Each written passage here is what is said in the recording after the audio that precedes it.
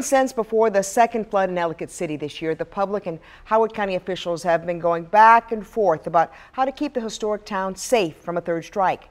The latest proposal includes demolishing buildings, but a new poll put out by Preservation Maryland shows that folks who live there want another option. WMAR 2 News' Abby Isaacs has a breakdown of what the poll shows and the response from the county.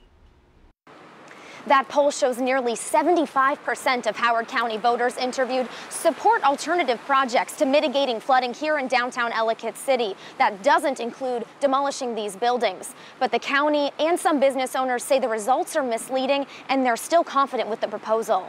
Ellicott City is such a special place to Maryland that we believe it's really worth fighting for.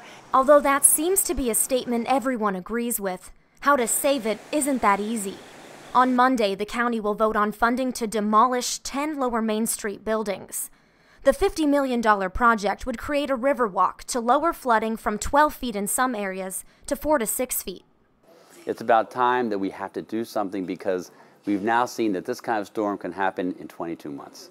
And we don't want to risk anyone else's life. What we want is life safety. We want people to feel safe reopening their businesses. We want historic Main Street, Ellicott City to thrive.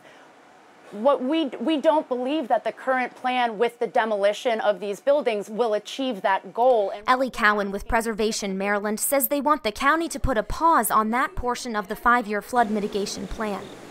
This week they released a poll conducted by a private firm in Florida, which shows residents are open to other ideas. We're not providing an answer. What we're saying is that we think that the county can do better.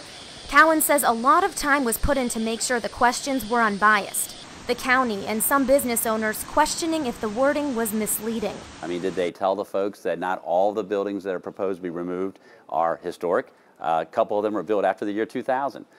Did they tell the folks that there are 4 buildings that are beyond reasonable repair, that they're going to come down anyway? I don't think they probably told them that. Another thing up for debate, the 4 buildings actually being deemed beyond repair.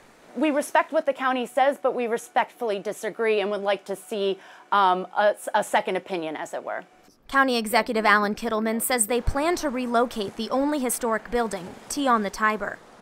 Nearly 40 Ellicott City business owners have signed a letter to the county supporting the demolition, and some of them used to work in the buildings up for discussion. County Executive Kittleman making it clear they still want to work with Preservation Maryland in the coming months, but the county will not be making its decision on whether or not to fund this project based on the results of this poll. Now, the County Council will vote on Monday on whether or not to redistribute funding for this project.